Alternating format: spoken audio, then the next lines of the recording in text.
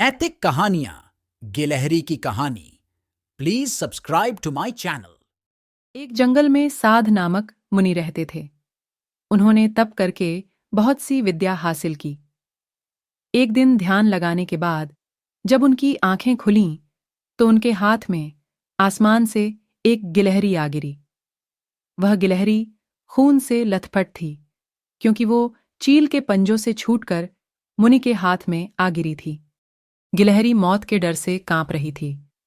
मुनि को उसके ऊपर दया आ गई। उन्होंने सोचा, क्यों न इसे अपनी विद्या से अपनी बेटी बना लूं।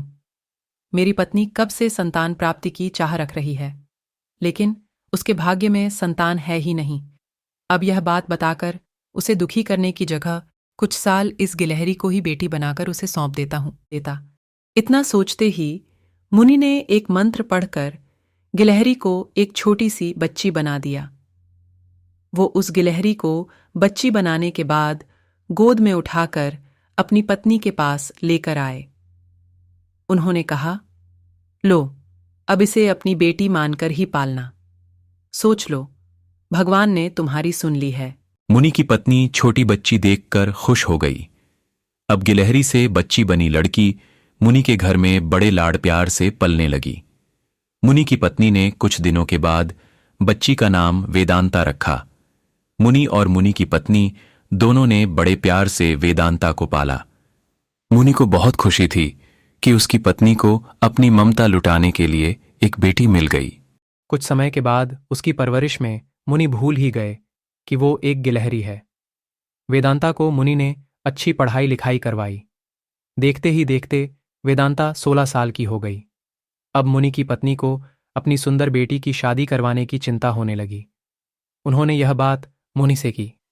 अपनी बेटी की तरफ देखते हुए मुनि को भी लगा कि इसका अब विवाह हो जाना चाहिए।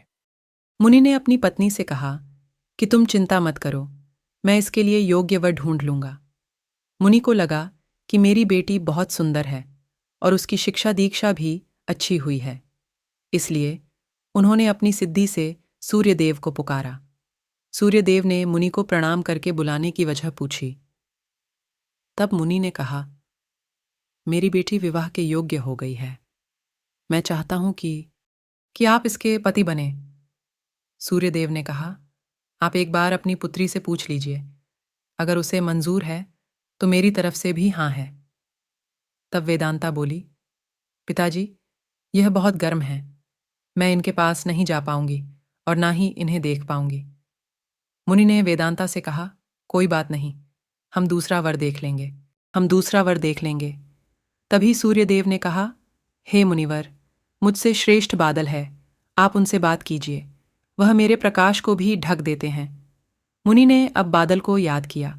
बादल गरजते हुए मुनि के पास पहुंचे और उन्हें नमस्कार किया। इस बार मुनि ने सीधे वेदांता से पूछा, क्या तुम्हें यह वर पसंद है? वेदांता ने जवाब दिया, पिताजी, मेरा रंग गोरा है और इनका काला, हमारी जोड़ी अच्छी नहीं लगेगी। तब बादल ने मुनि से कहा, आप पवन देव को बुलाइए, वे मुझसे श्रेष्ठ हैं, उनमें मुझे उड़ाकर इधर से उधर ले जाने की ताकत है। अब मुनि ने पवन देव का स्मरण किया। पवन देव के आते ही मुनि ने अपनी बेटी से पूछा, क्या आपको यह वर पसंद है?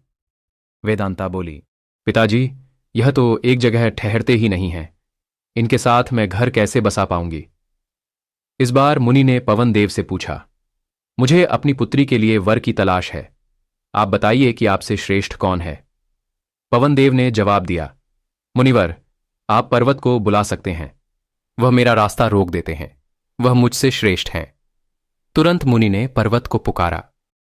पर्वत को देखते ही वेदांता बोली, यह तो पत्थर हैं, इनका दिल भी पत्थर का ही होगा, इनसे विवाह कैसे हो पाएगा पिताजी? मुनि ने हाथ जोड़कर पर्वत देव से पूछा, आपसे श्रेष्ठ कौन है? पर्वतराज ने जवाब दिया, हे मुनि, चूहा मुझ में छेद कर देता है, इस आधार से वह मुझसे श्रेष्ठ है। इतना कहते ही पर्वत देव के कान से चूहा नीचे कूदा। वेदांता ने जैसे ही चूहे को देखा, वह खुशी के मारे उछल पड़ी। उसने कहा, पिताजी, यही मेरा वर बनना चाहिए, मुझे यह पसंद है, इनकी पूंछ, कान, सब कुछ कितना प्यारा है। मुनि ने सोचा, अहो, मैंने एक गिलहरी को मंत्र विद्या से इंसान तो बना दिया, लेकिन इसका दिल अभी भी गिलहरी वाला ही है। मुनि ने तुरंत वेदांता को गिलहरी बनाया और उसका विवाह चूहे से करवा दिया। विवाह के बाद दोनों खुशी खुशी रहने लगे। कहानी से सीख, इंसान चाहे बाहर से कितना भी बदल जाए, लेकिन उसका दिल वैसा ही रहता है।